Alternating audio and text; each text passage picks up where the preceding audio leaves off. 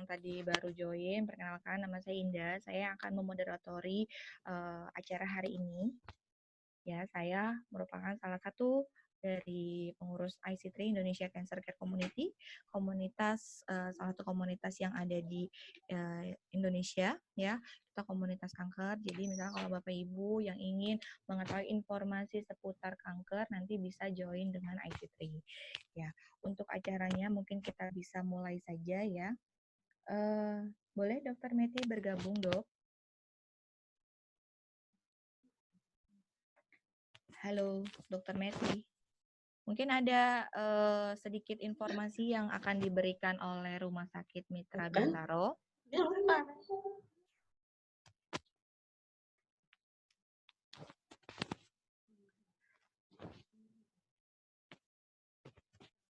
Halo, dengan Mbak Soraya.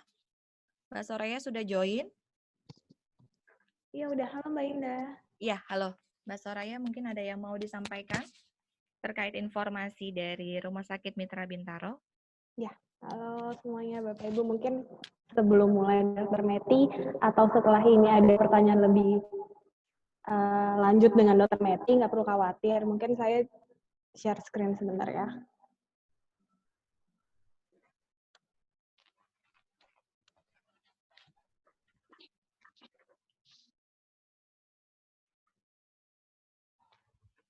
Oke. Udah jelas ya? Nah, tadi udah sempat di info nih dari Mbak Indah. Kalau kita di sini ada pemisahan untuk pasien bergejala dan tanpa gejala. Jadi nggak perlu khawatir untuk teman-teman yang mau ke rumah sakit, mau ketemu Dokter Meti lebih lanjut, konsultasi atau perihal kebidanan, penyakit kandungan, itu semua bisa ke Dokter Meti juga. Kita di sini benar-benar melakukan protokol kesehatan untuk kesehatan kita dan kesehatan pengunjung juga nanti yang datang. Harus menggunakan masker dan ada screening di lobi di depan. Itu kita memisahkan nanti untuk pasien bergejala dan tidak bergejala. Tidak bergejala bisa langsung masuk ke poliklinik, bisa konsultasi seperti biasa. Untuk yang bergejala, kita pisahkan ke rumah screening. Jadi nggak beda bangunan gitu sama rumah sakit. Untuk rawat jalan, rawat inap pun kita memisahkan untuk pasien bergejala dan tidak bergejala. Lalu di area rumah sakit pun kita berkala menggunakan desinfektan. Dan semua karyawan kita menggunakan alat pelindung diri yang sesuai dengan standar medis. Ada kontak personnya yang bisa dihubungin, Mbak? Ada, Mbak. Bentar ya. Nah, untuk yang ibu-ibu atau bapak-bapak yang males nih misalnya keluar, kan karena banyak yang WFH ya Mbak ya, masih, dan keluar untuk ke rumah. Kadang itu juga males kan. Itu bisa konsultasi ke lewat WA di 0822 1000 8080. Kita ada dokter spesialis penyakit dalam, kulit, bedah syaraf, urologi, syaraf, laktasi, ortopedi, THT, anak, rehabilitasi medik, penyakit paru, spesialis paru dan pernafasan, ke dokter kejiwaan, spesialis gizi, klinik, dan mata.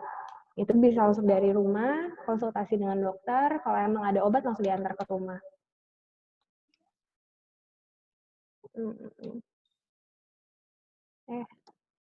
Nah, untuk informasi lebih lanjut, mungkin biar nggak panjang lebar, bisa follow ke Instagram kita di @dokter_mitra_bintaro. Itu bisa informasi terupdate selalu di Instagram kita, atau bisa hubungin ke kami di 02765 977 atau 888.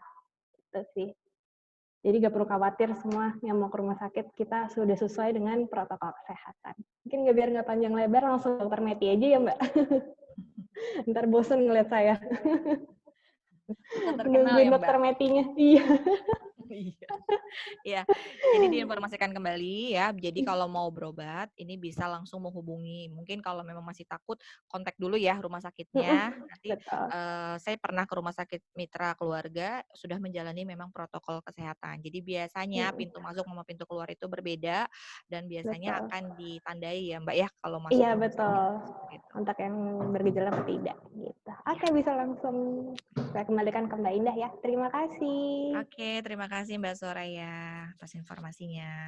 Jadi mungkin Bapak Ibu kalau yang kebetulan memang daerah rumahnya daerah Bintaro atau mungkin ada keluarga juga yang daerah Bintaro yang mau berobat bisa langsung ke Rumah Sakit Mitra Keluarga Bintaro ya. Untuk nomornya tadi sudah di-share, di sini juga ada di kolom chat.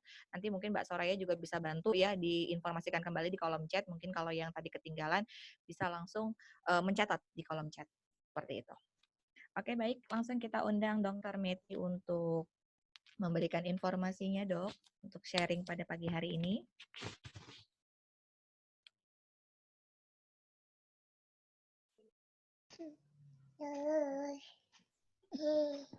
Ya, Assalamualaikum warahmatullahi wabarakatuh. Selamat pagi ya semuanya ya. Di sini apa lagi nggak apa-apa ya. Nah, ini saya di sini akan menjelaskan, memberi gambaran sih sebenarnya, memberi gambaran singkat tentang kanker serviks dan cara pencegahannya. Karena target kita itu sebenarnya adalah ya wanita Indonesia kalau bisa bebas kanker serviks, ya kan semuanya ya, biar sehat semua. Nah, pertama serviks itu apa sih sebenarnya? Jadi serviks itu, jadi wanita, semua wanita ya, ya hampir semua wanita karena ada juga yang nggak punya. Hampir semua wanita memiliki rahim yang di mana bentar, di leh di bagian rahim itu terdapat yang namanya leher, dari rahim. Nah, ini kelihatan nggak ya kursornya? Nah, di sini tuh adalah posisi leher rahim ya. Leher rahim itu kalau kita lihat dia posisinya menonjol ke arah vagina. Sehingga kalau, misalkan berhubungan itu, pasti akan, sampai di ke leher rahim, penisnya. Nah, jadi karena si leher rahim kanker leher rahim itu terjadi di leher rahim, bercanda ya. Nah, jadi semua perempuan yang memiliki leher rahim pastinya memiliki risiko untuk terjadi kanker, gitu. Jadi hampir semua perempuan itu memiliki risiko memiliki kanker leher rahim. Disitulah pentingnya dari kita memiliki pengetahuan tentang bagaimana cara mencegah kanker leher rahim. Nah, sepenting apa sih si kanker leher rahim ini? Ternyata kalau menurut data dari Globokan, dari segala jenis kanker, kanker leher rahim itu adalah penyebab kematian tertinggi kedua setelah kanker payudara. Nah, dan sedihnya setiap 1 jam itu sekitar 2 wanita Indonesia itu meninggal karena kanker serviks, seperti itu. Padahal kanker serviks itu adalah, salah satu kanker yang bisa dicegah, ya. Jadi kanker itu jarang sekali yang bisa dicegah dan kanker serviks itu salah satunya. Bisa dicegah dan bisa terapi sejak awal sehingga bisa sembuh 100%. Nah, kenapa sih kok bisa tinggi angka kematian dari kanker serviks dan angka kanker serviks itu juga tinggi? Ternyata karena kelemahannya adalah banyak wanita yang, enggan nih datang ke rumah sakit untuk screening. Karena kan, berarti kalau screening kita harus memperlihatkan vagina, kemaluan, ya kan. Jadi kebanyakan wanita, satu malu, yang kedua takut, yang paling sering itu adalah tidak ada keluhan. Nah, kemudian pemerintah tuh sebenarnya juga sudah mengusahakan untuk, pencegahan kanker serviks ini dengan mengadakan program IVA di, puskesmas-puskesmas dan, tapi tetap saja ternyata cakupannya masih rendah, baru hanya sekitar 5% yang, penduduk Indonesia dari usia 30 sampai 50 tahun yang sudah dilakukan screening dengan metode IVA. Itu dia juga alasannya kenapa angka, kejadian kanker serviks ini tetap tinggi di Indonesia. Nah, tadi saya bilang kan kanker serviks itu salah satu kanker yang bisa dicegah. Kenapa sih bisa dicegah? Karena prinsip penyebabnya itu adalah infeksi, gitu. Jadi, penyebab kanker serviks 99,7% itu adalah infeksi dari virus yang namanya human papilloma virus atau nanti selanjutnya kita sebut HPV ya. Nah, sekarang kita kenalan dulu nih dengan HPV. HPV itu, sebenarnya virus yang umum banyak terdapat di mana saja, termasuk seperti di kulit, termasuk kulit kemaluan, kulit penis, atau misalkan, di permukaan benda-benda, itu bisa saja ada si human papilloma virus. Dan infeksi tapi 97% infeksi virus HPV di leher rahim itu bisa terjadi karena adanya hubungan seksual. Tentunya karena ada sesuatu yang masuk ke vagina, menyentuh serviks, sehingga bisa terjadi infeksi. Tapi ternyata kalau dari penelitian, ada sekitar 3% infeksi HPV atau cancer, jadi kanker leher rahim, ternyata terjadi pada perawan, seperti itu. Makanya sekitar 3% itu masih bisa terjadi tanpa adanya hubungan seksual, seperti itu. Karena virus itu ya tadi itu, virus itu bisa adalah virus umum yang ada di kulit, ada di permukaan apapun gitu. Nah, ternyata 80% wanita yang sudah berhubungan seksual itu pernah loh terinfeksi oleh virus HPV ini, tapi tidak menimbulkan gejala. Nah, nanti dalam perjalanan penyakitnya itu dari 80% yang pernah terinfeksi, 90% itu akan sembuh sendiri. Nanti aku jelaskan. Nah, karena tadi infeksi tersebut sangat berhubungan dengan hubungan seksual, jadi memasukkan penis ke dalam vagina, maka salah satu faktor risiko terjadinya infeksi HPV ini adalah dari multiple partner. Jadi kalau misalkan berhubungan dengan istilahnya satu penis aja itu berisiko, apalagi kalau beberapa penis seperti itu ya. Nah, virus HPV ini ada secara garis besar ada 2 golongan. Ada yang high risk, ada yang low risk. Jadi kalau yang high risk itu adalah tipe yang berisiko tinggi untuk munculnya kanker leher rahim. Kalau untuk yang low risk itu biasanya dia tidak menyebabkan kanker, tapi menyebabkan kutil kelamin atau kondiloma. Nah, sebenarnya yang tipe high risk ini banyak sekali ya, sudah lebih dari 50 subtipe yang diketahui. Contohnya nih yang yang paling beken nih 16, tipe 16, tipe 18. Ada juga tipe 31, 33 dan seterusnya. Kemudian untuk yang low risk untuk yang low risk itu yang terkenal itu tipe 6 dan tipe 11. Nah, ini contohnya. Kalau kutil kelamin itu seperti ini ya. Jadi bentuk dia itu bisa ada di kelamin perempuan, bisa di kelamin laki-laki, dan bentuknya itu kutil seperti jengger ayam. Nah, untuk kanker serviks, harusnya serviks yang normal tuh licin seperti ini nih, seperti donat ya. Nah, tapi setelah terinfeksi virus, dia bisa berubah menjadi ini. SIN itu adalah lesi prakanker. Jadi sebelum menjadi kanker, dia punya masa transisi nih. Jadi ketika sudah terinfeksi dan selnya berubah, kita bisa melihatnya sebetulnya. Nah, disinilah peran dari kita melakukan deteksi dini. Jadi kalau misalkan ketahuan dari masih lesi prakanker, maka kita bisa melakukan terapi supaya tidak menjadi kanker. Nah, perjalanan HPV ini menjadi kanker serviks itu butuh waktu yang panjang, bisa sekitar 3 sampai 20 atau 30 tahun. Jadi yang tadi kita katakan sebelumnya ya, jadi 80% wanita yang sudah pernah berhubungan itu ternyata sudah terinfeksi oleh virus HPV. Nih. Jadi virus itu masuk kan menginfeksi sel-sel di leher rahim. Nah, ternyata sekitar 90% itu akan sembuh sendiri dalam waktu 6 sampai 2 tahun. 6 bulan sampai 2 tahun. Sembuhnya bagaimana dong kalau gitu biar sembuh? Nah, ternyata yang namanya virus itu adalah self limiting disease, artinya kalau daya tahan tubuh kita baik, lifestyle kita bagus, maka ternyata virus itu sebenarnya bisa saja sembuh sendiri. Tapi memang ada 10%-nya yang kemudian berlanjut infeksinya sehingga menjadi kanker. Nah, karena prosesnya yang panjang tadi, mulai dari 3 tahun, 2 tahun ya di sini, 2 tahun sampai 30 tahun, maka sebenarnya kita punya waktu yang panjang untuk mencegah terjadinya kanker gitu ya. Jadi kalau misalkan sampai terjadi kanker leher rahim, itu sayang sekali, padahal kan waktunya lama ya yang kita punya. Nah, kenapa sih kok biasanya kanker serviks itu terdeteksinya itu setelah stadiumnya sudah lanjut, atau kok kenapa sih angka kematiannya ternyata tinggi, padahal yang tadi kita bilang dia sebenarnya bisa dicegah. Nah, itu karena gejala-gejala kanker leher rahim itu hanya muncul ketika stadiumnya sudah lanjut. Seperti misalnya perdarahan saat berhubungan seksual, keputihan yang terus-menerus tidak sembuh, terdapat nyeri perut. Nah, itu terjadinya itu setelah sudah stadium 3 ke atas biasanya.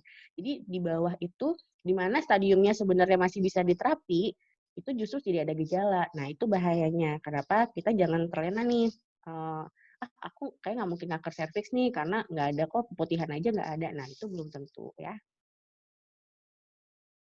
Kemudian ternyata kalau dari berbagai tipe virus high risk yang udah disebutin tadi, 70%-nya itu ternyata penyebabnya tipe 16 dan 18. Oleh karena itu, sudah diadakan vaksin ya. Jadi vaksin yang sudah ada sekarang itu memang fokus pada virus high risk-nya 16 dan 18. Karena mayoritas 70% penyebabnya adalah itu. Tapi tidak tertutup kemungkinan nih, di 30%-nya bisa saja penyebabnya itu subtipe high risk yang lainnya, misalkan tipe 52 atau tipe 45. Nah, ternyata setelah diteliti di Jakarta nih, dari 11.200 orang, selain tipe 16 dan 18, tipe 45 dan 52 juga merupakan kasus yang tinggi. Nah, terus gimana dong? Padahal vaksinnya cuma baru ada untuk 16 dan 18. Nah, disitulah makanya kita harus melakukan pencegahan. Pencegahannya itu ada pencegahan primer, sekunder, tersier. Pencegahan primer itu adalah satu edukasi seperti yang kita lakukan sekarang nih. Kita harus tahu dulu apa sih itu kanker serviks, gimana sih caranya, metode pendeteksinya apa aja gitu. Nah, setelah udah tahu, maka kita bisa lakukan vaksin. Vaksin tentunya ya seperti penyakit-penyakit lainnya ya. Kalau sudah divaksin, tujuannya adalah kita memiliki imun untuk virus tersebut. Jadi misalnya sewaktu-waktu kita tidak tahu kita terinfeksi virus HPV tersebut, maka tubuh kita ternyata sudah punya imunnya dari si vaksin tadi, maka kita tidak terinfeksi gitu. Nah, kemudian ada pencegahan sekunder. Pencegahan sekunder itu adalah dengan deteksi dini. Jadi mencegah supaya yang tadi kita bisa menemukan lesi prakanker, jangan sampai jadi kanker baru ketahuan gitu. Nah, deteksi dini ini macam-macam caranya. Ada yang dengan IVA test, ada pap smear, atau dengan tes dari virus HPV itu sendiri. Nanti kita jelasin ya. Nah, kemudian pencegahan tersier itu ya berarti untuk mencegah jangan sampai lebih parah lagi, atau mencegah supaya angka kematiannya itu lebih sedikit. Yaitu jika memang sudah ketahuan itu kanker, maka segera diterapi supaya tidak naik stadiumnya, supaya angka harapan hidupnya juga lebih tinggi. Nah, kemudian nih vaksin. Vaksin itu sebenarnya kan tadi 97% infeksi virus HPV karena hubungan seksual. Artinya idealnya memang vaksin itu diberikan pada yang belum pernah berhubungan seksual, ya kan? Jadi yang belum pernah kena HPV itu kita berikan vaksin. Jadi anak-anak bapak, anak-anak ibu yang wanita dan usianya sudah 9 tahun itu sudah boleh diberikan vaksin HPV ini untuk mencegah nanti ketika anak bapak dan ibu sudah berhubungan seksual. Nah, tapi bukan berarti yang sudah pernah berhubungan seksual nggak boleh vaksin ya. Nah, memang sebaiknya kalau yang sudah berhubungan seksual itu dideteksi dulu ada tidak nih virus HPV-nya, yaitu dengan pap smear, dengan deteksi virus HPV itu sendiri. Nah, kalau misalkan memang bersih, baru divaksin. Kalau misalkan ternyata ada infeksinya, ya diobati dulu infeksinya tersebut sampai vaksinnya sampai HPV-nya sudah tidak ada, baru diberikan vaksin. Nah, ini tadi. Jadi vaksin aja cukup nggak sih kalau untuk yang sudah berhubungan seksual? Tentu saja tidak ya. Kita harus combine dengan deteksi dini. Nah, deteksi dini itu ada macam-macam caranya. Yang pertama dengan inspeksi visual asam asetat atau disebut IVA. Ini paling gampang banget, paling sederhana dan murah. Jadi kita cuma butuh asam cuka itu, asam asetat yang diencerkan. Tapi memang butuh orang yang ahli untuk bisa mendeteksi, mengetahui hasilnya. Karena nanti jadi asam asetat itu akan dioleskan di leher rahim kita. Kemudian nanti dilihat ada perubahan warna yang terjadi. Kalau misalkan memang ada lesi prakanker, warnanya akan berubah menjadi plak putih. Kalau tidak ada lesi prakanker, dia tidak berubah warna. Nah, ini biasanya dilakukan untuk daerah-daerah yang memang terbatas ya sumber dayanya. Atau misalkan untuk program pemerintah, karena murah, mudah dilakukan, seperti itu. Tapi masalahnya, kadang-kadang bukan hanya infeksi HPV saja yang bikin ada plak putih. Misalkan ada keputihan, ada radang di leher rahim, itu juga bisa menimbulkan plak putih. Sehingga angka kemungkinan positif palsunya tinggi. Artinya nggak semua yang hasil IVA-nya positif itu ternyata si prakanker loh.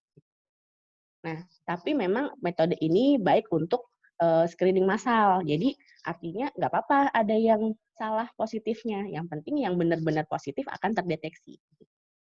Nah, tapi tentunya kalau misalkan kita punya sumber daya yang lebih lengkap, fasilitas lebih lengkap, ya lebih baik jangan dilakukan IVA ini. Karena ya tadi, nanti kita deg-degan kan ya, waduh IVA saya positif nih gitu. Nah, kenapa kalau misalnya yang memang sudah sumber dayanya baik, kita ada di daerah dengan fasilitas yang baik, ya kita lakukan dengan screening yang lebih baik, yang lebih akurat. Nah, contohnya dengan pap smear. Pap smear itu apa sih? Jadi pap smear itu mengambil sel-sel leher rahim yang sudah terlepas. Jadi kan kalau yang namanya sel tubuh kita itu kan selalu regenerasi ya, artinya terjadi pembaruan. Misalkan kulit ari aja. Kulit ari tentunya pasti setiap hari ada yang lepas, ada yang tumbuh lagi. Nah, si pap smear ini mengambil sel yang lepas di leher rahim. Makanya jangan takut pap smear itu tidak sakit karena kita tidak bukan mengerok, bukan mencuil, bukan memotong, tapi hanya mengoles saja untuk mengambil sel yang lepas tersebut. Nah, kemudian nanti sel itu akan dilihat nih, ada nggak sel yang sudah berubah ke arah lesi prakanker. Jadi nanti bisa ketahuan tuh, oh ini selnya ternyata normal semua, oh yang ini ternyata ada sebagian yang selnya sudah mulai berubah ke arah prakanker. Tuh. Cuman memang pemeriksaan ini membutuhkan dokter spesialis khusus untuk bisa membedakan mana lesi prakankernya. Nah, pap smear ini sendiri ada 2 jenis. Ada yang konvensional dan ada yang LBC, nanti kita jelaskan. Nah, kemudian sekarang kalau zaman dulu itu masih pap smear aja nih yang bisa dilakukan. Nah, ternyata setelah sudah maju, ternyata bisa juga nih kita mendeteksi HPV-nya sendiri. Jadi dari hasil pap smear tadi, kita ternyata bisa diproses untuk mendapatkan DNA dari virus HPV-nya. Sehingga lebih akurat, oh ternyata pasien yang ini ada infeksi HPV-nya nih, walaupun hasil pap smear-nya masih normal. Jadi gunanya tes HPV ini untuk mengetahui apakah si orang tersebut ini sudah terinfeksi. Tadi yang kita bilang tadi ya, terinfeksi itu bisa sembuh sendiri dan bisa menjadi kanker. Jadi itu untuk membedakan, misalkan, oh pasien yang ini pap smear-nya sudah ada lesi prakanker dan ada infeksi HPV. Nah, yang ini pasien yang satu lagi misalnya ternyata pasiennya masih normal, tapi ada loh HPV-nya. Nah, gitu. Jadi nanti kita bisa menata laksana lebih akurat untuk masing-masing pasien yang berbeda-beda.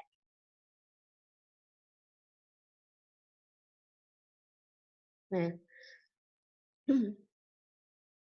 ini sebenarnya yang tadi ya, pap smear dan tes HPV. Kadang-kadang aku menjelaskan tentang ini karena ada yang masih rancu nih, masih ada yang berpikir, ah pap smear sama tes HPV itu kan sama. Nah, itu tentunya berbeda ya. Kalau pap smear itu kan tadi melihat adanya perubahan sel ke arah lesi prakanker. Kalau tes HPV itu untuk melihat virusnya itu sendiri ada atau tidak. Nah, ini contohnya. Jadi kalau pap smear yang biasa atau yang konvensional, itu caranya ada sikat dan ada spatula, dioleskan ke leher rahim, kemudian hasilnya itu dioleskan ke kaca objek yang untuk di mikroskop ya. Nah, tapi kemudian spatula dan sikatnya itu akan dibuang. Jadi bisa aja nih ada kemungkinan sel yang kita inginkan, yang lesi prakanker itu justru di alat yang terbuang. Nah, oleh karena itu kemudian mulai ada nih pembaharuan lagi untuk metode pap smear dengan cara LBC. Jadi sikatnya ini dimasukkan ke suatu cairan dan semua sel yang didapatkan di sikat ini akan ada di cairan tersebut. Jadi meminimalkan kemungkinan sel yang kita inginkan itu terbuang. Jadi preparatnya lebih baik, selnya juga tidak ada yang terbuang, dan keunggulan lainnya kita bisa lakukan bersamaan dengan tes HPV. Jadi cukup satu sampel aja untuk kedua tes.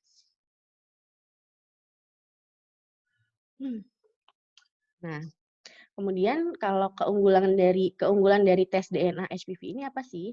Satu, menggunakan metode PCR. PCR itu polymerase chain reaction. Jadi kalau misalnya memang ada virusnya, maka pasti akan terdeteksi DNA-nya sehingga lebih akurat. Terus dia juga sudah bisa mendeteksi sekitar 21 jenis subtipe virus HPV. Yang tadi berarti tetap aja masih ada kekurangan ya. Kekurangannya ya masih ada juga tipe yang belum bisa terdeteksi seperti itu. Nah, kemudian pemeriksaan ini memang tidak wajib rutin setiap tahun, tapi bisa dilakukan 3-5 tahun sekali kalau menurut guidelines. Kecuali jika ternyata didapatkan ada HPV plus ada lesi prakanker, maka nanti perlu tata laksana lebih lanjut. Jadi tidak untuk screening rutin tiap 3 tahun gitu. Nah, kalau misalkan kita periksa dengan yang metode tadi, LBC, maka bisa dilakukan bersamaan dengan HPV ini. Nah, ini untuk rekomendasi screening. Jadi, untuk wanita usia 21 sampai 29 tahun, itu memang masih nggak apa-apa nih untuk pemeriksaan sitologi atau pap smear saja tiap 3 tahun. Paling minimal ya. Bagusnya setahun sekali, cuman seminimal-minimalnya 3 tahun sekali. Nah, untuk wanita usia 30 sampai 65 tahun itu baiknya dilakukan co-testing, jadi HPV plus pap smear ya, paling tidak setiap 5 tahun. Kalau hanya pap smear saja, maka tetap minimal tiap 3 tahun.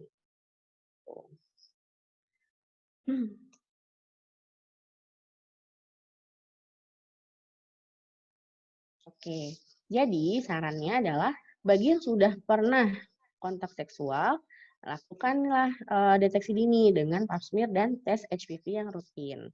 Nah, untuk yang belum pernah berkontak seksual, maka vaksin itu akan lebih baik untuk mencegah kanker leher rahim. Oke. Kalau untuk pap smear sendiri, apa saja sih syarat-syaratnya? Nah, syaratnya tentunya tidak sedang haid. Karena kalau sedang haid, nanti jadi ada darah-darahnya, pemeriksaannya akan menjadi rancu dengan kanker serviks. Nah, kemudian selama 48 jam sebelumnya, paling tidak 48 jam, tidak memasukkan apapun ke dalam vagina, termasuk berhubungan seksual, termasuk vaginal juice, atau membersihkan ke dalam vagina, gitu. Dan tidak dalam proses pengobatan lesi prakanker serviks. Ya. Oke, jadi ini pesan-pesannya. Lebih baik kita mengorbankan sesuatu untuk menjadi sehat daripada ketika sakit kita akan mengeluarkan uang yang lebih banyak lagi. Oke, thank you. Kalau ada pertanyaan boleh ya ditanyakan. Baik, terima kasih Dokter Meti atas sharingnya Dok. Nanti pertanyaan akan kita adakan di belakang ya Dok. Kita selanjutnya mungkin bisa masuk ke sesi Mbak Dewi. Mungkin Mbak Dewi biar bisa nyambung. Baik, Mbak Ida. Iya. Dokter Meti boleh di stop screen-nya Dok. Oke. Ya.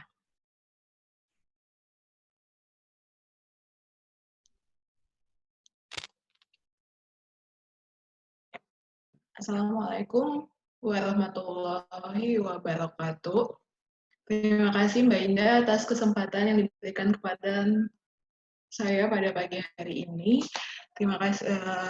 Selamat pagi untuk Dr. Prameti Utami, spesialis kebidanan dan kandungan RS Mitra Keluarga Bintaro. Selamat pagi juga buat Bapak Ibu sekalian peserta webinar Wanita Indonesia Bebas Kanker Serviks. Baik, pada kesempatan ini saya ingin memberitahu saya Dewi dari KAE One Onco menjelaskan kita punya pemeriksaan HPP-LBC yang tadi disebutkan oleh Dr. Prameti Utami. Jadi untuk pemeriksaannya terdiri dari brush dan cairan serta form yang akan diisi oleh pasien. Kemudian apa aja sih yang dilakukan sebelum pemeriksaan atau pengambilan sampel HPP-LBC?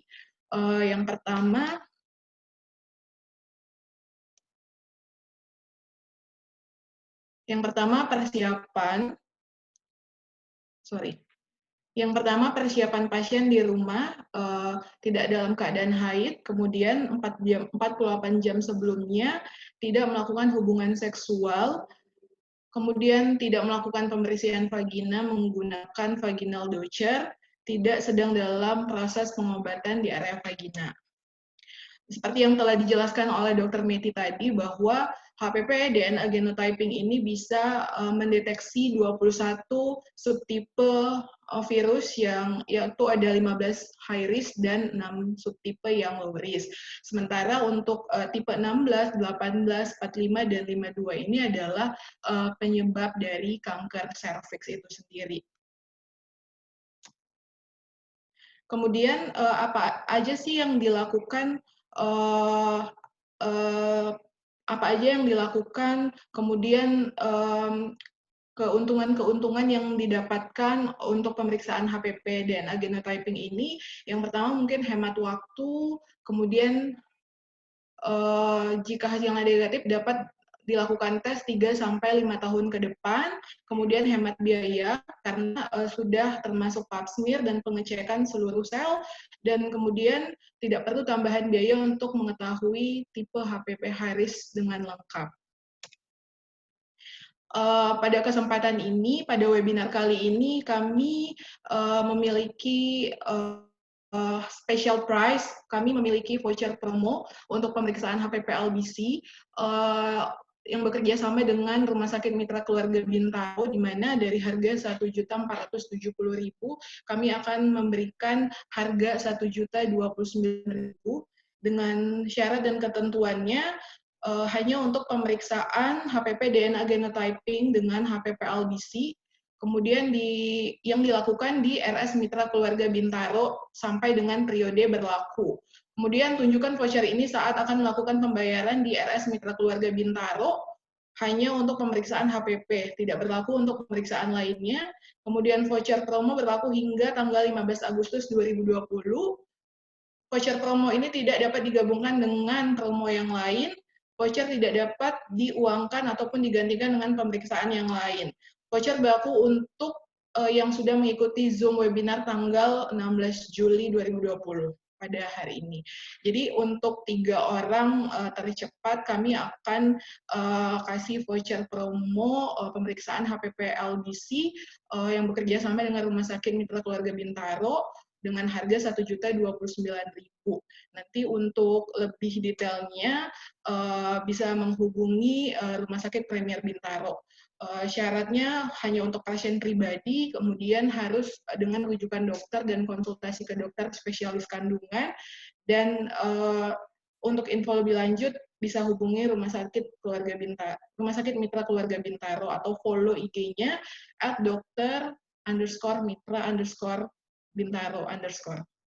Baik, mungkin itu saja info dari saya, Mbak Indah, dan buat Bapak Ibu sekalian, terima kasih.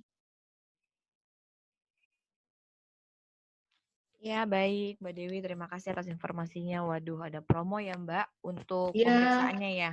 betul. Baik. Ada promo buat pasien-pasien ataupun peserta webinar pada pagi hari ini. Pagi hari ini. Baik, ya pastinya yang orang yang beruntung nih yang mendapatkan ya. Baik, tahan dulu, masih ada satu narasumber lagi. Ini berkaitan dengan nutrisi. Sudah bergabung di sini dengan Kakak Febrian. Kakak Febrian udah masuk? Halo, Kak Halo, Febrian. Ya, halo. Wah, masih Halo. menggunakan APD ya, Kak? Ya, boleh. Silakan, Kak. Mau menginformasikan apa nih? Oke, saya lanjut ya untuk dari Nutriken.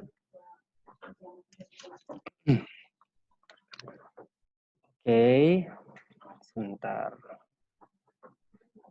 Oke, saya lepas masker aja kali ya, biar suaranya lebih jelas.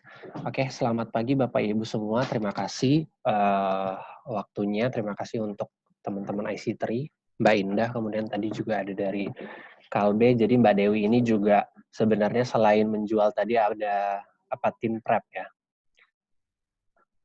Menjual itu, diagnostik juga sebenarnya membawakan produk Nutriken. Nanti akan dibantu juga sama Mbak Dewi kalau misalnya ada Bapak Ibu teman-teman yang di daerah Jakarta Selatan, di daerah Bintaro untuk mencari Nutriken bisa langsung ke Mbak Dewi. Di sini saya akan menjelaskan terkait salah satu produk kami yang masuk dalam golongan kategori supporting terapi untuk pasien-pasien kanker, yaitu nutrisi. Perkenankan saya Febrian Kalalo dari Product Management Kalbe Pharma untuk memperkenalkan produk ini. Oke, ini adalah data dari Globocan ya. Kalau kita lihat tahun 2018 bahwa prevalensi dari penyakit kanker ini tahun tersebut saja ada penambahan sekitar 350 ribuan pasien kanker. Dan kalau dilihat proporsinya nomor 1 masih tetap di breast, kemudian diikuti oleh cervix, kemudian nomor 3 ada di lung cancer. Ini sama juga data kalau ini dari Riskesdas, dari Kemenkes, bahwa tahun 2018 itu ada sekitar 475.000 pasien kanker. Ini sedikit lebih besar daripada data Globocan di tahun yang sama. Nah, menurut American Cancer Society bahwa ada fakta menarik terkait dengan nutrisi pada pasien kanker. Kenapa sih nutrisi pada pasien kanker itu menjadi hal yang sangat penting? Jadi ternyata ditemukan bahwa 80-90% pasien yang mengalami kanker itu memiliki tanda dan simptom malnutrisi. Kemudian sangat disayangkan sebenarnya sekitar 20-40% pasien yang mengalami kanker mengalami kematiannya bukan akibat dari penyakit kankernya, tapi akibat malnutrisi atau komplikasi dari malnutrisi yang disebabkan oleh penyakit kanker. Nah, sehingga memang asupan nutrisi yang adekuat itu sangat membantu mempercepat proses pemulihan dan juga mengurangi efek samping dari terapi. Ini biasanya kalau pasien-pasien kanker terutama yang masih menjalani terapi ya, kebutuhan energinya tinggi tapi asupannya kurang. Jadi biasanya pada pasien kanker itu terjadi perubahan metabolisme pada tubuhnya. Bahkan pada saat beristirahat itu pengeluaran energinya lebih besar sekitar 50% dibandingkan pasien non-kanker. Kemudian hilangnya nafsu makan, padahal pasien kanker ini udah akibat dari sel kankernya, kemudian dari terapinya itu sudah menurunkan berat badannya secara secara signifikan ya. Jadi biasanya karena efek-efek samping dari terapinya, baik itu sariawan, ada mual muntah, itu yang menyebabkan salah satunya malnutrisi pada pasien kanker.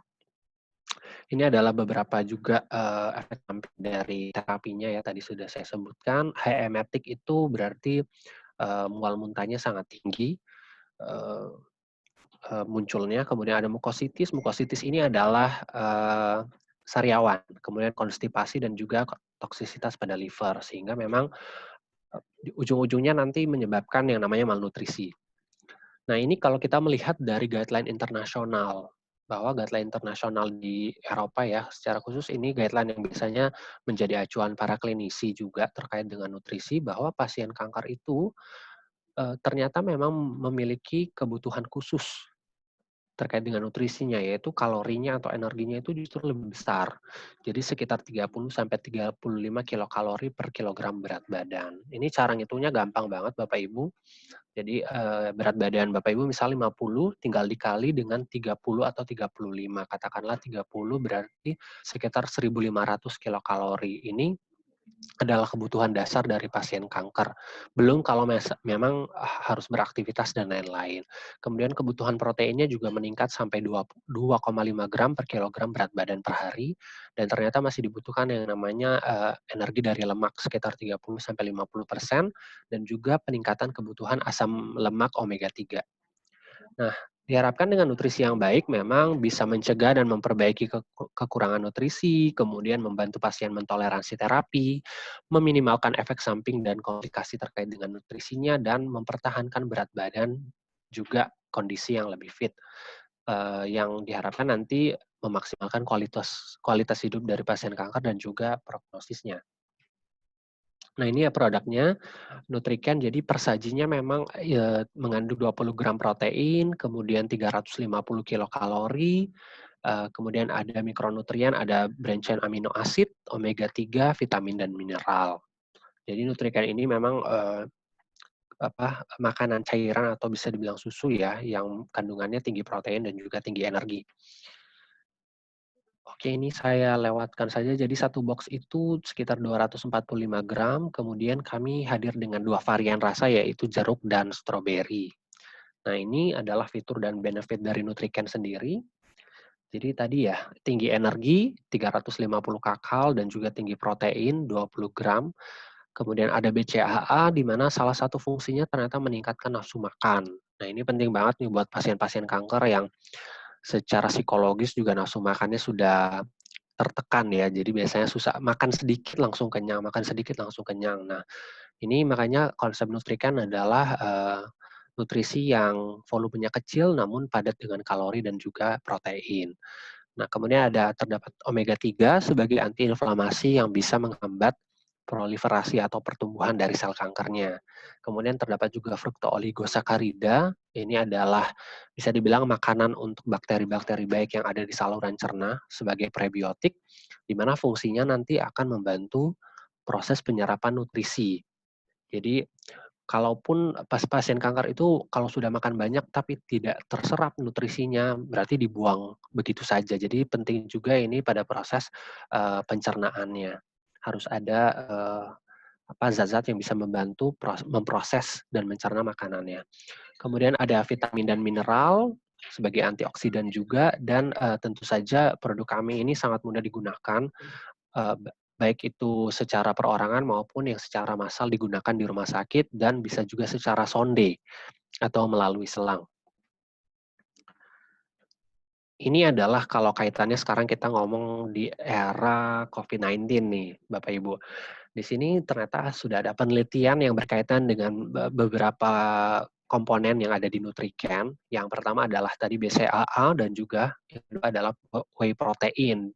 Di mana disebutkan dua komponen ini ternyata memiliki peran untuk meningkatkan status imun, khususnya untuk pasien kanker. Jadi BCAA ini salah satu fungsinya adalah meningkatkan jumlah sel limfosit, di mana sel limfosit kita tahu adalah sel darah putih yang perannya sebagai sistem imun. Kemudian ada juga meningkatkan neutrofil, ada sel natural killer, ini juga sama ya untuk sistem imun. Nah, kalau dari protein whey, ternyata ada penelitian yang dilakukan pada 43 pasien kanker, itu 23 orangnya diberikan whey protein, kemudian 19-nya dijadikan placebo atau tidak menerima whey protein. Nah, selama 12 minggu ternyata ditemukan pasien-pasien yang mengkonsumsi whey protein itu mengalami peningkatan antibodi IgG atau imunoglobulin G sebanyak 4,8% dan albumin sebanyak 2,9%. Nah, IgG ini salah satu fungsinya sebagai sistem imun ya Bapak Ibu. Nah, di Nutriken sendiri tadi sudah disebutkan ada kandungan BCAA sekitar 5 gram per sajinya dan juga whey protein sebanyak 20 gram. Oke, ini adalah penyajian dan penyimpanan yang perlu diperhatikan adalah pada saat mengaduk atau menyeduh ya. seduh Nutrican ini sebisa mungkin menghindari yang namanya sumber panas karena kita ingin menjaga kualitas dari protein di dalam Nutrican. Kalau memang punya termometer secara teori di bawah 70 derajat Celcius, tapi memang kalau ribet nih harus pakai termometer ya kita pakai shaker aja, kemudian airnya air biasa biar memudahkan untuk pelarutannya. Kemudian cara seduhnya cukup dengan 5 sendok takar, ditambahkan sekitar 200 ml air, dan sebaiknya langsung diminum supaya tidak terkontaminasi karena tadi ya ada proteinnya tinggi, biasanya lebih mudah tidak stabil misalnya dan juga lebih mudah terkontaminasi. Oke, ini penting Bapak Ibu, di mana sih bisa mendapatkan Nutrican? Nah, Nutrican ini ada di rumah sakit, khususnya yang memiliki layanan onkologi, ada kemoterapi, radioterapi, ataupun pembedahan, atau gampangnya ada dokter onkologinya, atau di apotek sekitar rumah sakit juga terdapat Nutrican, dan kalau di Jabodetabek kami ada di Calcare Outlet, kemudian ada juga di Kalbe Home Delivery dan Kalbe Store, atau sekarang calcarestore.com. Kemudian ada juga kami tersedia di e-commerce yang sudah dikenal Bapak Ibu ya. Kalau yang suka shopping ada di Shopee, ada di Bukalapak dan Tokopedia.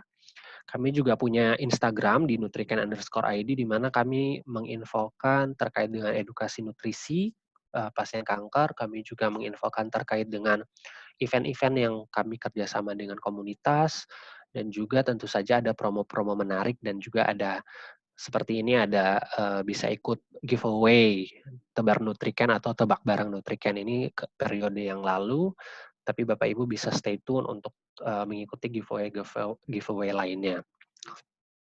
Kemudian ini adalah promo hari ini, masih sama ya, promo dengan event-event sebelumnya. Jadi Bapak Ibu bisa mendapatkan kaos IC3, kolaborasi dengan IC3 bagi 5 pembeli pertama khusus hari ini. Nah, bisa menghubungi ke hotline promo di IC3 0811 7111798 dan juga di hotline Nutrican 0813 9894 6176. Oke. Kemudian hari ini Bapak Ibu saya mau minta tolong mungkin setelah acara, jadi saya akan memberikan 3 giveaway bagi peserta yang menonton hari ini dengan syarat mengisi Google Form yang akan saya share di grup di kolom chat Zoom ya Bapak Ibu. Jadi ini bisa diisi, nanti saya akan pilih 3 yang sudah submit di Google Form ini dan akan kami kirimkan giveaway-nya. Kami akan pilih 3 peserta terpilih. Nanti saya akan share ada di Google Form yang ini, ada survei singkat terkait produk kami, ataupun yang belum pernah mencoba Nutrican juga tetap bisa mengisi untuk improvement dari produk kami sendiri. Oke, itu aja dari saya. Sekali lagi titip untuk mengisi survei formnya supaya Bapak Ibu bisa berkesempatan untuk mengikuti giveaway dari Nutrican pada hari ini. Sekian dari saya, Mbak Ini, jika ada pertanyaan dipersilakan. Ya, baik. Terima kasih Kak Febrian. Sudah ada pertanyaan Kak, tapi nanti ya. Pertama pertanyaannya akan kita berikan untuk Dr. Meti. Halo Dok.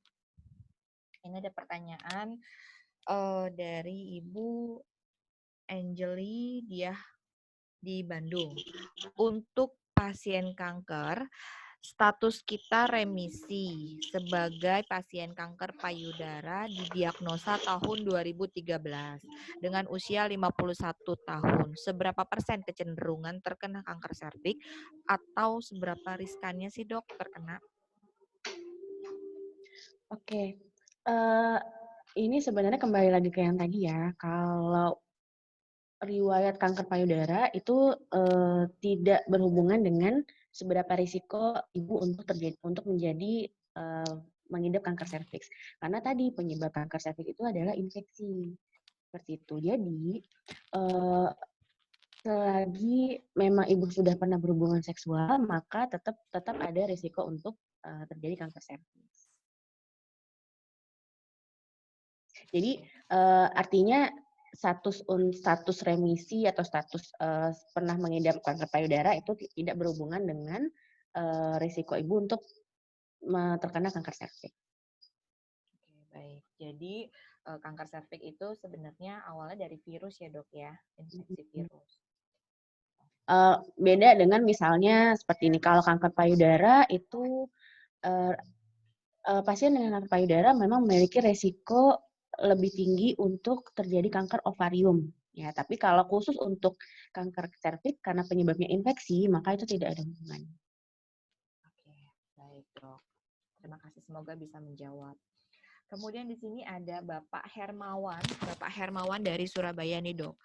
Pertanyaannya adalah, dok, adik saya ini kena kanker serviks stadium 2C, sudah dioperasi dan sudah sembuh.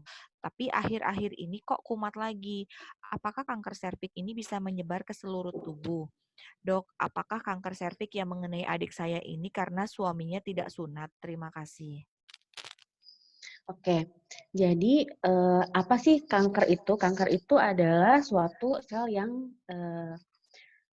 berkembang berlebihan dan memiliki kemampuan untuk menginvasi atau menyebar ke organ lainnya. Memang karena sudah stadiumnya 2C kan sudah mendekati 3 ya. Nah, meskipun sudah dioperasi, tidak tertutup kemungkinan ada sel kanker yang sudah menyebar ke organ lain, biasanya sih ke kelenjar getah bening. Sehingga yang memang tidak tampak di batasan dari operasinya itu sendiri. Jadi karena stadiumnya sudah 2C, bisa saja memang ada kemungkinan sudah ada penyebaran ke organ lainnya, seperti itu.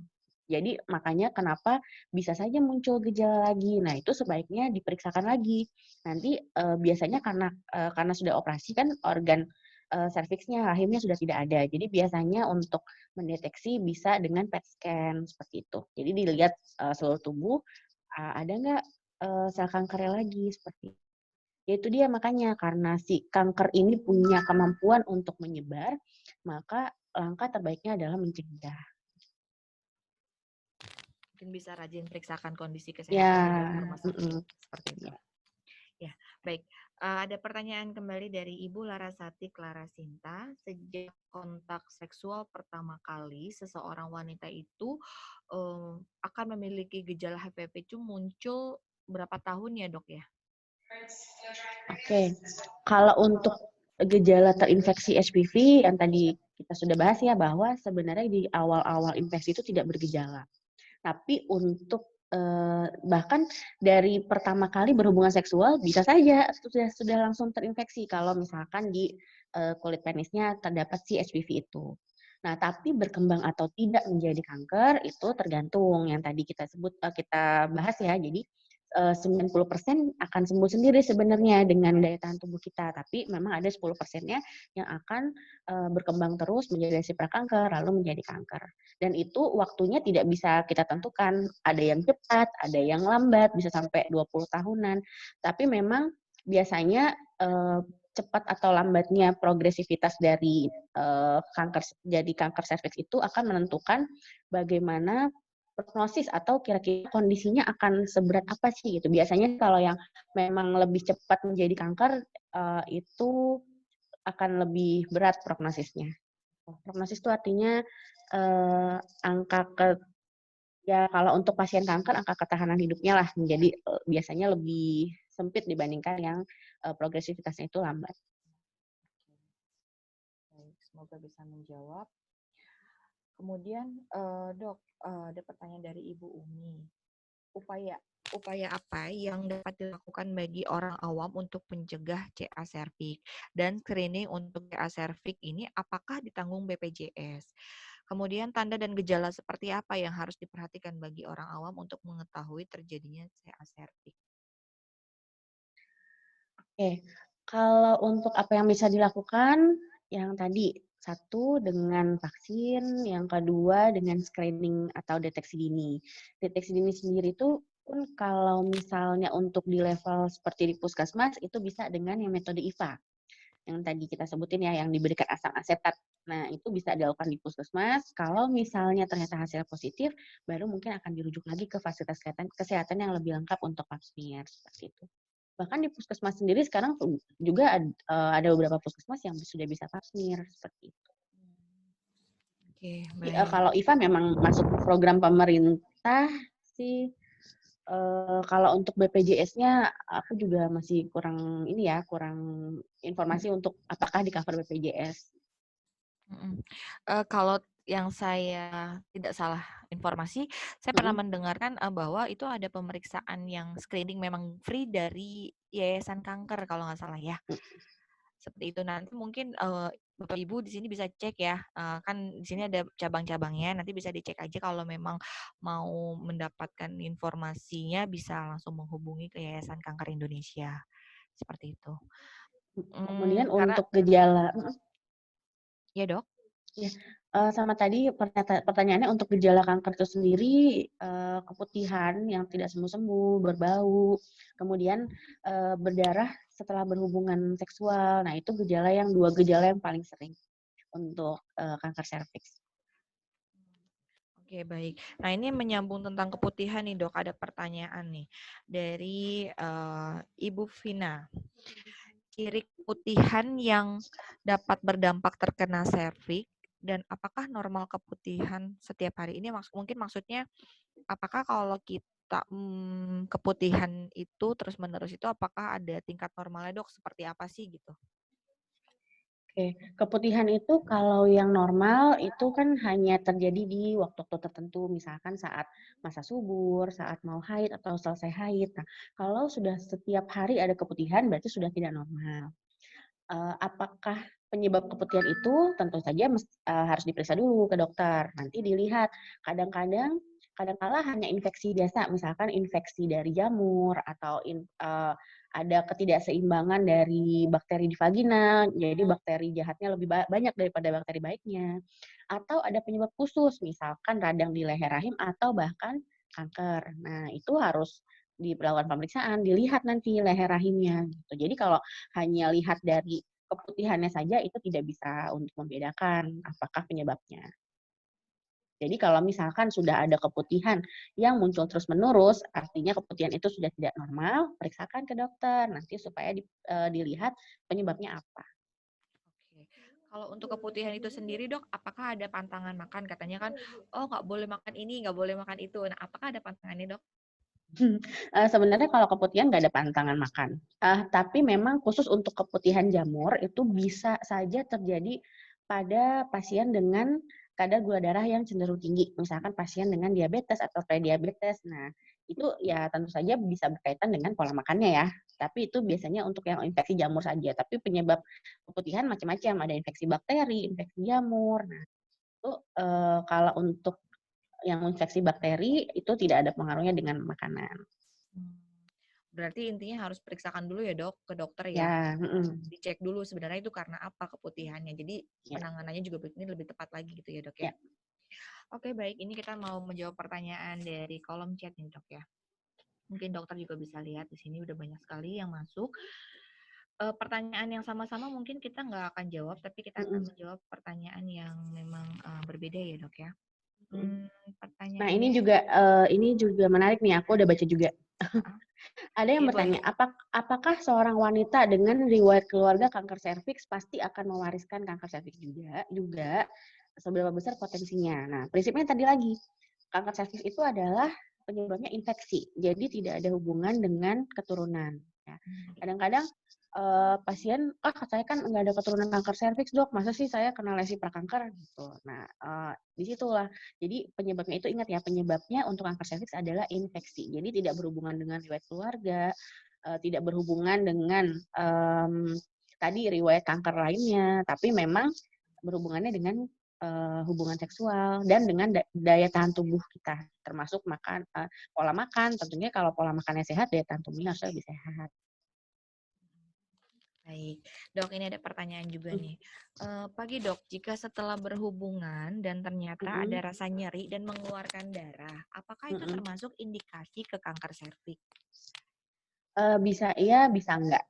Nanti itu Ibu konsultasikan dulu ya ke dokter ya. Tadi lagi harus diperiksa juga, dibuka vaginanya, kita lihat leher rahimnya.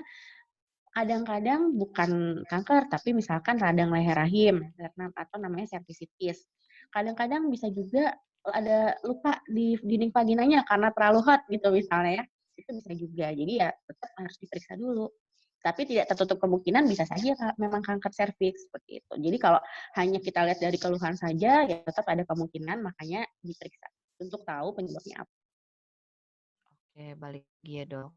Bisa memeriksakan langsung ke dokter ya, Ya, biar lebih pasti. Terus kemudian ada pertanyaan kembali, apakah mungkin gini maksud pertanyaannya, apakah kanker serviks hanya akan terkena bagi wanita yang sudah pernah berhubungan? Jika tidak, bagaimana ciri-ciri bagi wanita yang belum pernah berhubungan untuk mendeteksi? nah ini agak-agak sulit ya. Tadi memang yang tadi kita bicarakan 97% itu terjadi pada wanita yang sudah pernah berhubungan seksual, sementara 97,7%. Jadi 0,3%-nya bisa terjadi pada yang belum pernah berhubungan seksual. Tapi tentunya karena belum pernah berhubungan seksual, kita nggak mungkin juga dong ya kan buka vaginanya, terus lihat leher rahimnya, nanti yang melawanin dokter kandungannya, bukan suaminya. Jadi memang itu memang agak sulit untuk yang belum pernah berhubungan seksual.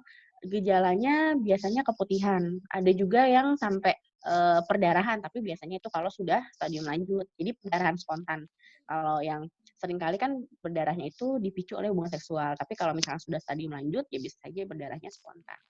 Kalau untuk yang memang pernah berhubungan seksual itu memang sulit untuk deteksi karena kita nggak bisa buka-buka dalam vaginanya gitu. Oke, baik. Jadi Dok, paling nanti kalau misalkan memang ada keputihan, ya diperiksakan ke dokter. Nanti kita bisa ambil cairan keputihannya untuk deteksi ini penyebabnya apa. oke. Dok, tadi itu kan salah satu faktornya serviks itu dari virus. Nah, kemudian ini ada pertanyaan, apakah laki-laki juga disarankan untuk vaksin untuk mencegah Hmm.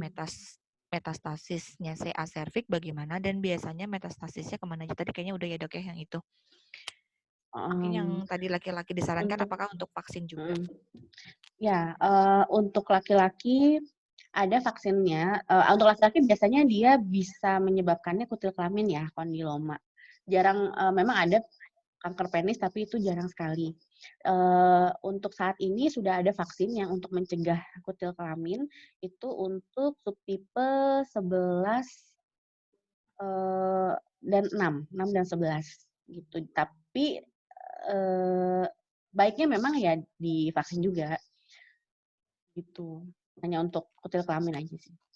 Oke, ini vaksinnya kalau wanita kan vaksin itu diberikan sebelum melakukan aktivitas seksual ya dok ya. Kalau laki-laki apakah sama juga atau memang kalau sudah melakukan aktivitas seksual juga divaksin juga apa gimana nih dok? Kalau laki-laki setelah beraktivitas seksual juga boleh divaksin.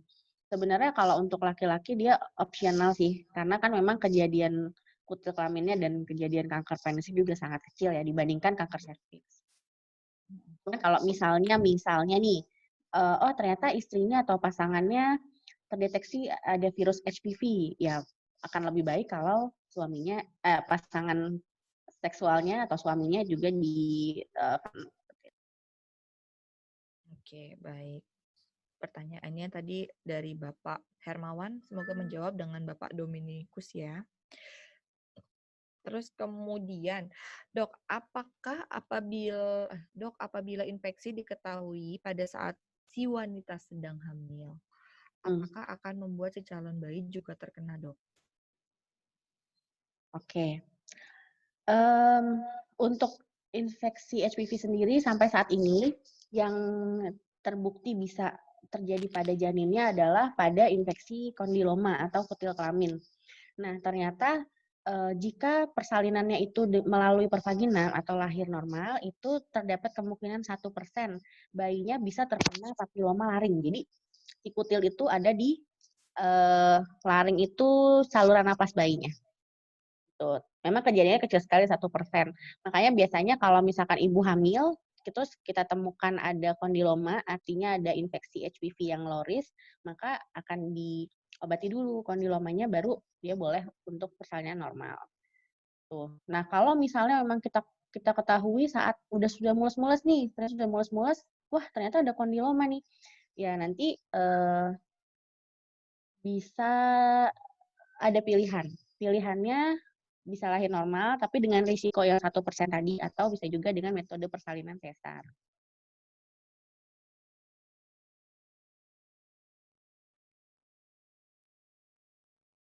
Nah, oke, baik dok. Ini ada pertanyaan lagi yang masuk. Kalau sudah menopause, apakah bisa terjangkit HPV dok? Oke. Pertanyaannya jadi begini, kalau sudah menopause itu tetap bisa ada infeksi HPV. Kenapa? Karena perjalanan penyakit infeksi tadi itu berlangsung lama, bisa 20 tahun, 30 tahun. Jadi dia sebenarnya bisa aja infeksinya sebelum dia menopause, tapi mulai menjadi resi prakankernya atau kankernya setelah dia sudah menopause. Itu bisa banget.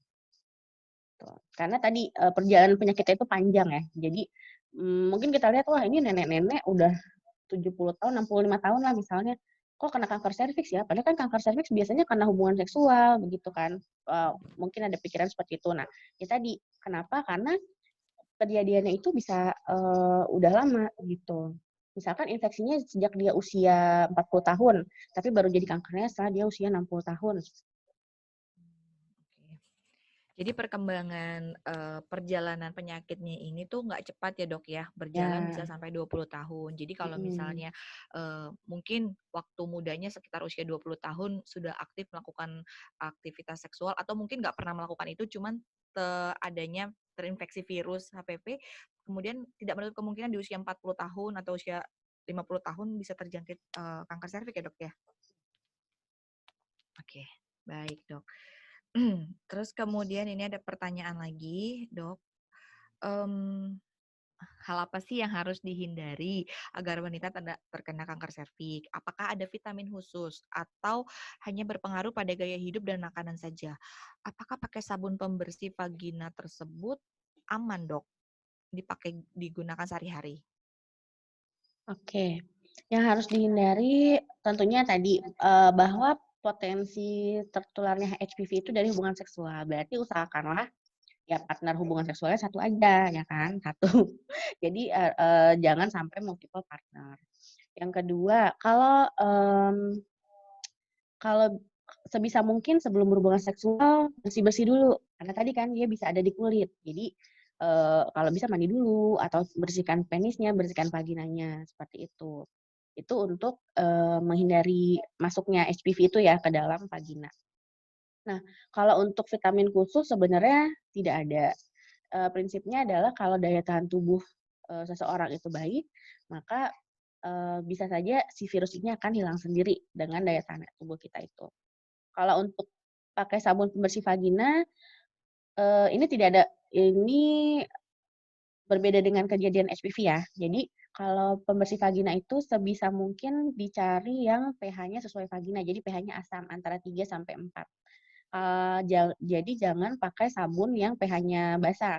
Ini terkait dengan daya tahan lokal di vagina. Jadi di vagina itu kan isinya kuman, ada kuman baik, ada kuman jahat. Nah, si lactobacillus atau kuman baiknya ini hanya bisa hidup di lingkungan yang asam. Nah, itu adalah salah satu daya tahan dari si vagina kita dari segala jenis infeksi. Nah, makanya kalau misalkan kita pakai sabun yang pH-nya basah, maka nanti lactobacillusnya atau kuman baiknya malah nggak bisa hidup. Sehingga bisa bikin jadi keputihan, terus daya tahan tubuh lokal di dalam vagina, di leher rahim juga jadi berkurang. Jadi usahakan kalau menggunakan pembersih vagina harus yang pH-nya itu sesuai. Jadi dilihat-lihat dulu nih pH-nya apa. pH-nya yang disarankan 3 sampai 4 ya. Oke. Jadi boleh digunakan kalau kondisi pH-nya sesuai dengan kebutuhan dari si vagina itu sendiri ya dok ya? Ya, jadi jangan asal pilih sabun pembersih vagina. Dok, kalau misalnya orang zaman dulu kan orang tua selalu ngasihnya, oh iya supaya nggak gatel gitu kan, supaya wangi pakai sabun apa namanya, pakai rebusan sirih. Itu benar nggak sih dok? Oke, daun sirih itu memang memiliki efek antiseptik, memang ya. Tapi sebenarnya tidak terlalu berpengaruh sih, karena kan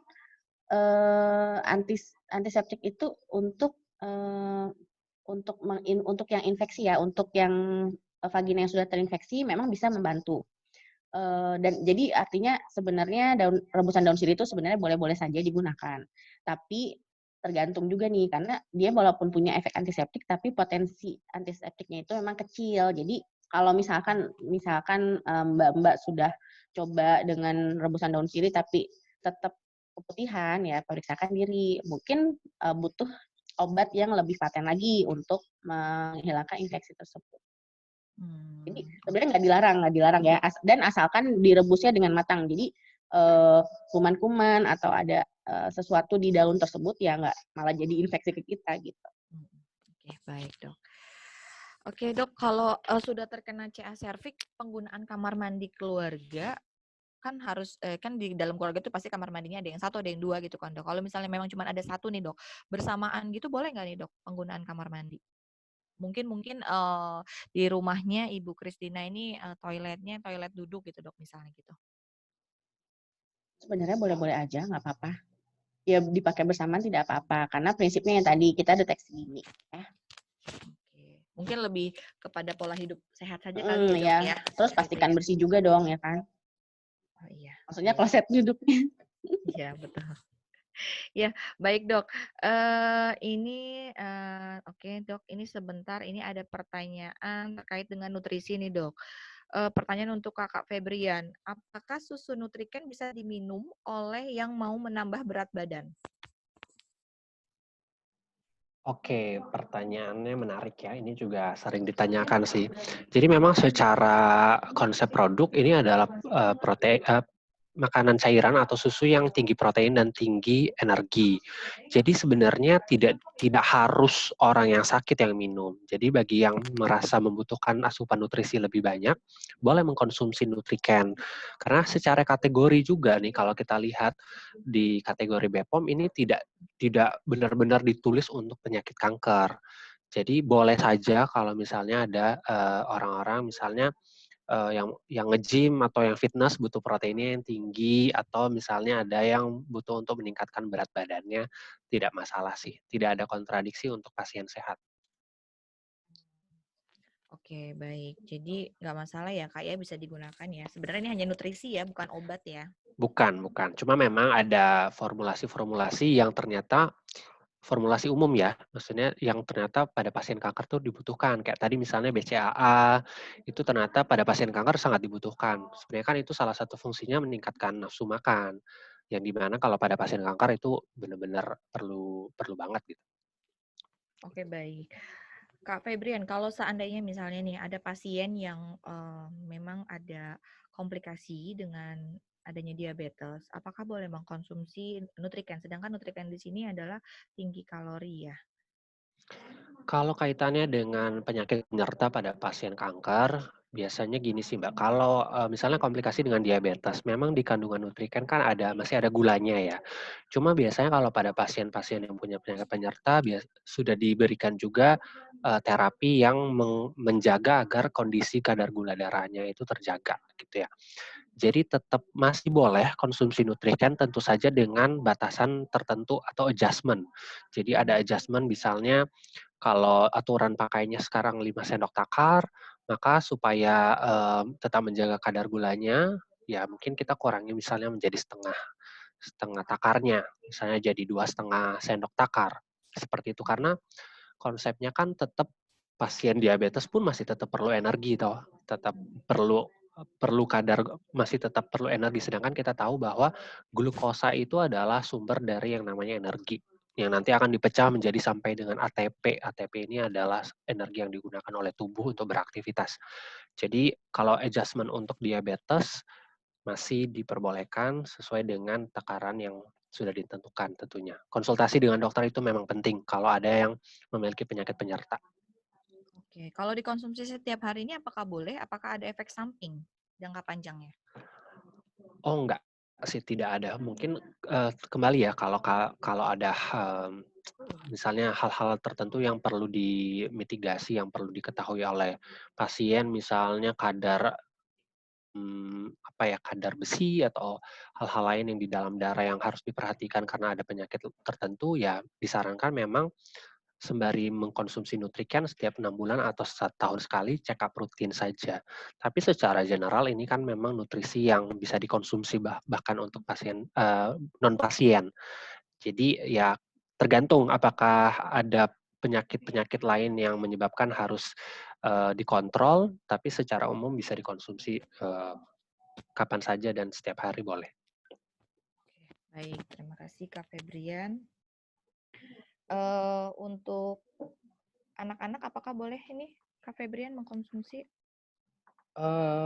Kalau untuk anak-anak memang secara kategori di approve oleh Badan POM itu di atas 12 tahun ke atas.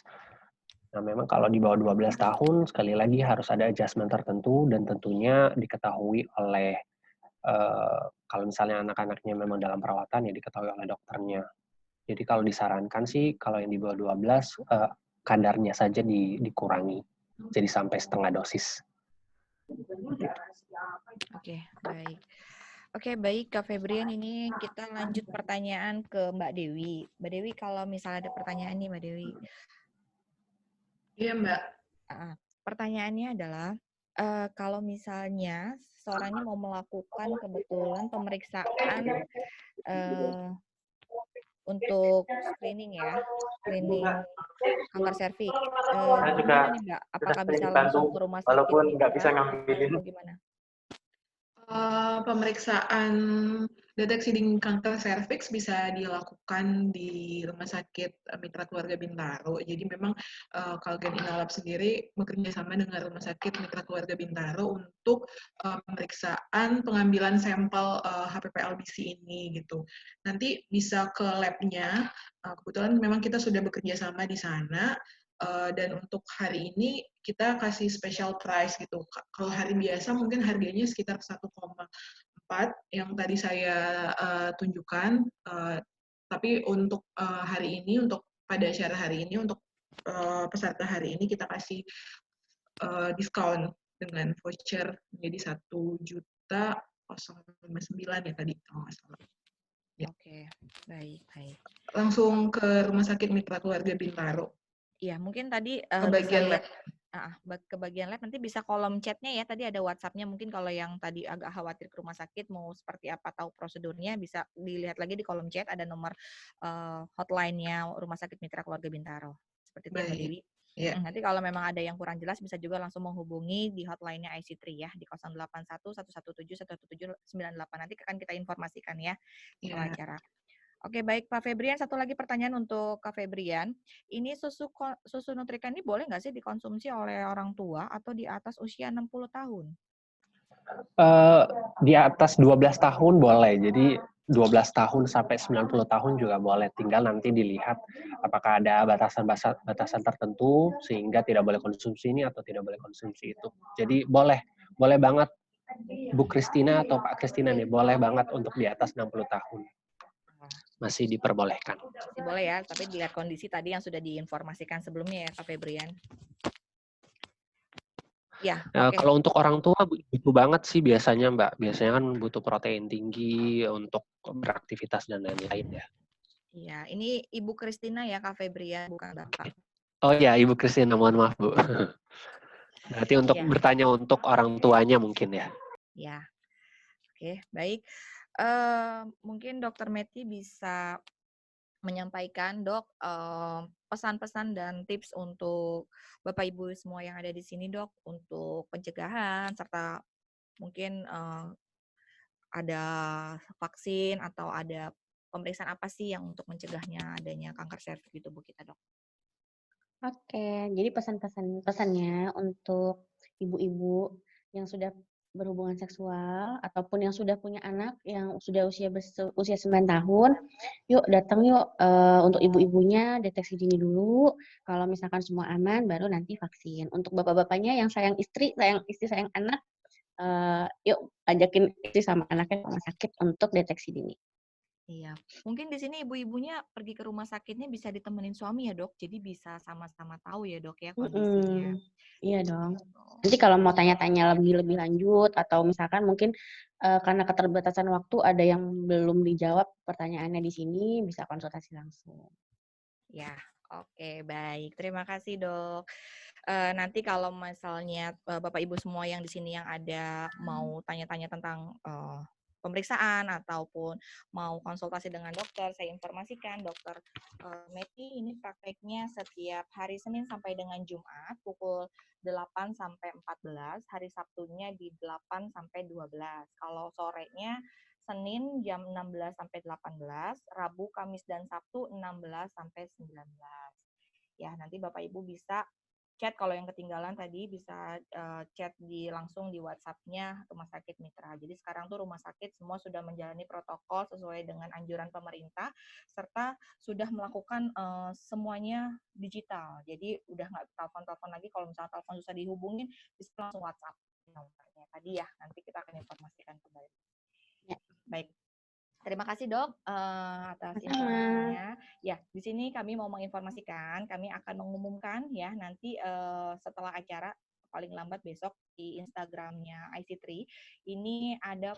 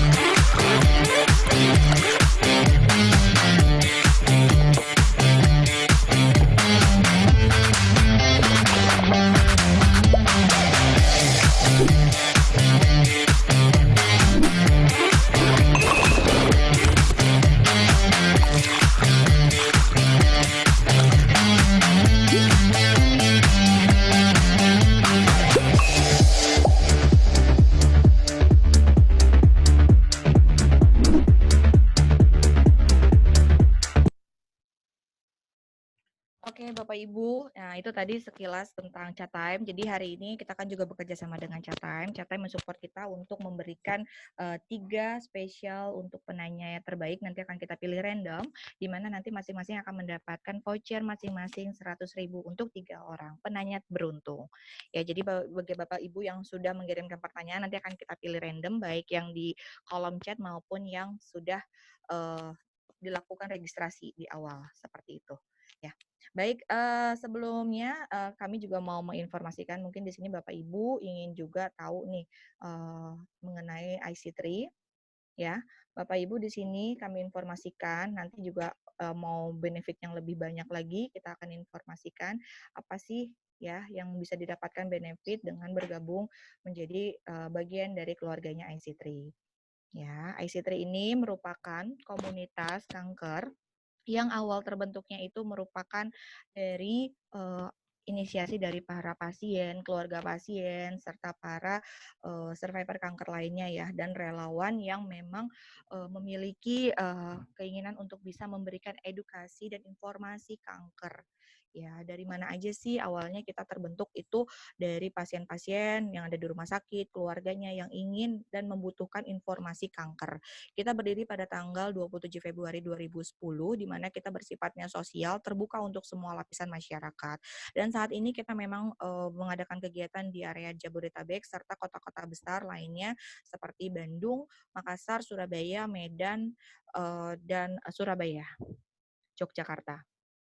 Nah ya, tadi visinya adalah menjadi wadah informasi, edukasi, informasi ya. Jadi mau kanker, mau dari pengobatan, mau dapat informasi, terus kemudian rumah sakit atau yang lainnya, itu Bapak Ibu bisa dapatkan di IC3. Nanti saya informasikan Bapak Ibu bisa dapat informasinya di mana saja ya.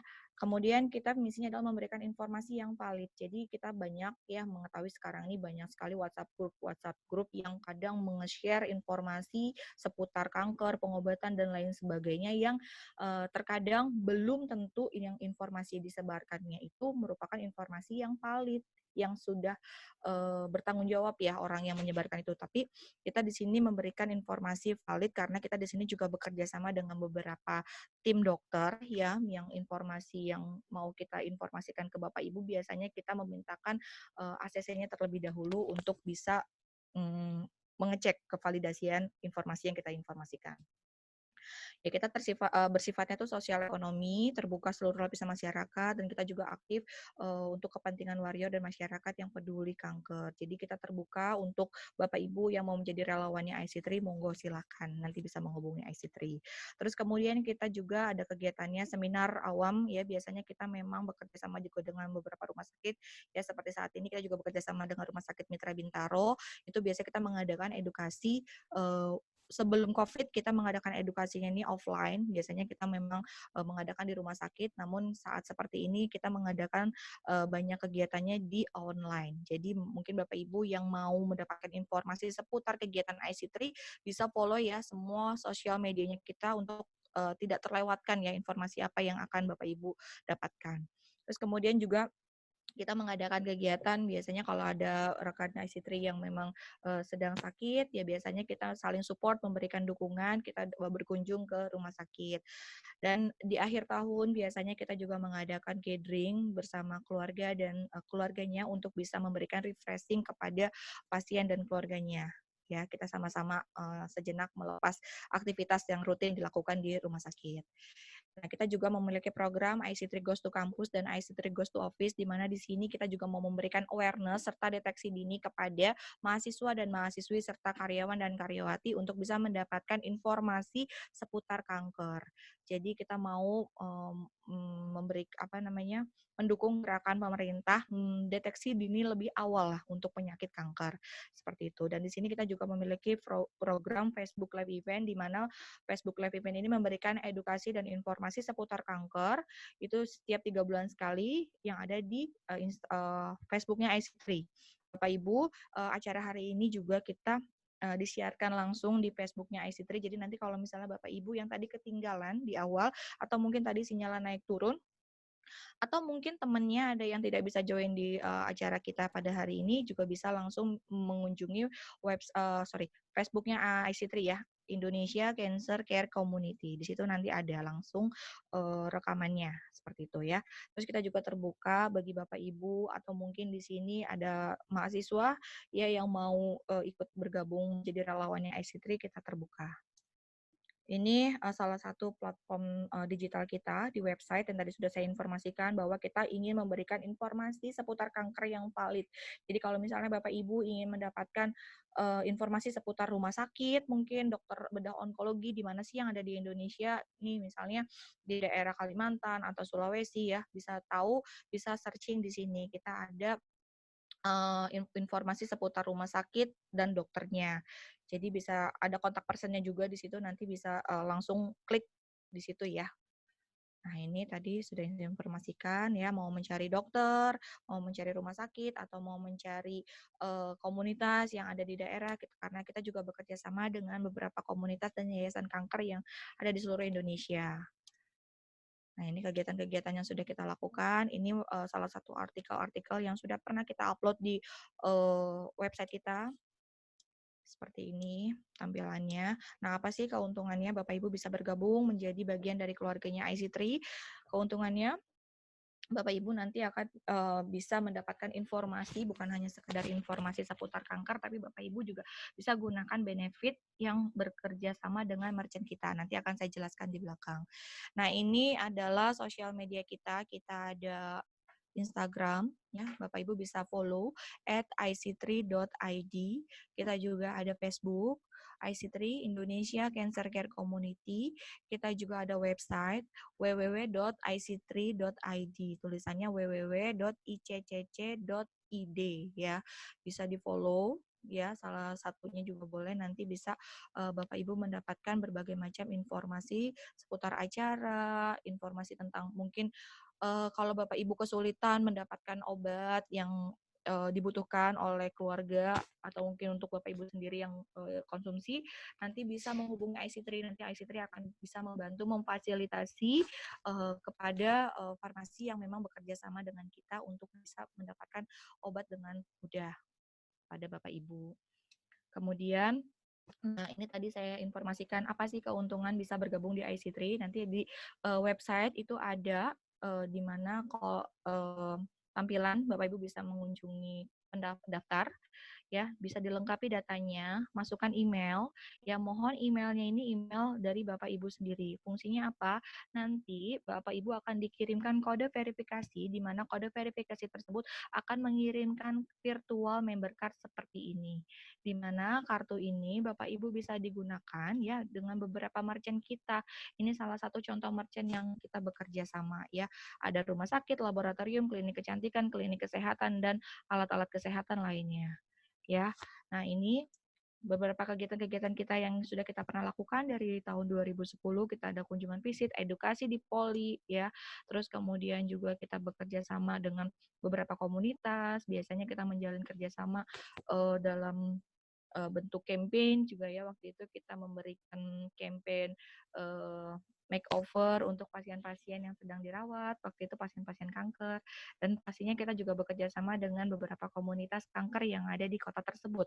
Ya, waktu itu ini kita bekerja sama dengan Lovelink Solo, waktu itu ya, di sini juga kita juga bekerja sama dengan KPKN, Komite Penanggulangan Kanker Nasional, di mana KPKN memberikan dan membekali kita IC3 itu berupa edukasi, di mana edukasi ini tujuannya adalah memberikan awareness serta deteksi dini kepada komunitas awam atau masyarakat awam yang belum pernah terpapar informasi dan edukasi kanker. Ya, nah kita juga memberikan campaign serta campaign-campaign hari besar World Cancer Day dan Breast Cancer Month awareness, ya kerjasamanya pasti dengan komunitas awam maupun komunitas kanker lainnya. Dan kegiatan ini bukan hanya sekedar edukasi dan informasi seputar kanker saja, tapi kita juga memberikan aktivitas fisik ya, karena memang salah satu dari informasi Kemenkes kita juga harus ada aktivitas olahraga, aktivitas gerak. Jadi kita biasanya juga ada rangkaian kegiatan olahraga dari sela-sela kegiatan kita. Dan kita juga memberikan edukasi juga di radio. Jadi mungkin kalau Bapak Ibu yang suka mendengarkan radio ya, kita juga dalam rangka Breast Cancer Month di bulan Oktober dan World Cancer Day di bulan Februari biasanya kita memberikan campaign ya. Biasanya kita ada rangkaian kegiatan di beberapa radio. Seperti itu. Ini kegiatan-kegiatan yang sudah pernah kita lakukan. Nah, ini waktu itu contoh kegiatan IC3 Goes to Campus, waktu itu di PKN STAN mengenai kanker paru. Jadi kalau misalnya Bapak Ibu di sini ingin kantornya atau kampusnya diberikan edukasi seputar kanker, nanti bisa langsung menghubungi IC3. IC3 akan bisa memfasilitasi untuk memberikan edukasi. Dan untuk di office-nya, ya. Baik, bagi Bapak Ibu yang mungkin ingin mengetahui lebih lanjut mengenai IC3, nanti akan bisa mengunjungi hotline-nya IC3 di 081117111798 atau di Instagram-nya IC3 @ic3.id atau di Facebook-nya IC3 Indonesia Cancer Care Community ya. Seperti itu. Sekian dari IC3. Nanti kalau ada pertanyaan yang ingin disampaikan, bisa mengunjungi salah satu platformnya IC3. Seperti itu. Oke, Bapak Ibu, untuk acara hari ini sudah selesai. Terima kasih atas perhatiannya Bapak Ibu. Sebelum acaranya di closing, boleh mungkin Bapak Ibu di sini kita bisa mengaktifkan videonya karena kita akan melakukan foto bersama. Boleh ya? Dr. Meti mungkin bisa masuk kembali, Dok. Ada Dr. Meti masih bergabung? Semuanya boleh foto? Sudah pada standby. Nah, saya jadi bisa ngelihat nih wajah-wajahnya nih. Oke, baik. Rumah Sakit Mitra Bintaro, Mbak Soraya. Oke, ini karena di tampilan saya ada 2 slide ya. Jadi mohon kita fotonya 2 kali ya berarti ya. Oke, Bapak Ibu bisa, maskernya boleh dibuka dulu. Mungkin kita senyum sebentar ya. Oke, 1, 2, 3. Oke, slide pertama. Slide yang kedua. 1, 2, 3. Oke. Oke, baik. Terima kasih Bapak Ibu. Baik, Bapak Ibu nanti yang untuk pengumuman pemenang nanti bisa follow di Instagramnya IC3. Kita akan mengumumkan di Instagram ya untuk 3 orang penanya yang beruntung untuk bisa mendapatkan voucher dari Catai masing-masing Rp100.000 dan nanti untuk yang mendapatkan voucher ya Mbak Dewi, voucher diskon pemeriksaan HPV LBC di Rumah Sakit Mitra Keluarga Mintaro nanti akan kita pilih juga dan Betul, kita akan umumkan juga di Instagramnya IC3. Jadi follow ya, paling Iya. lambat besok pengumumannya. Oke, terima kasih sekali lagi Bapak Ibu atas perhatiannya.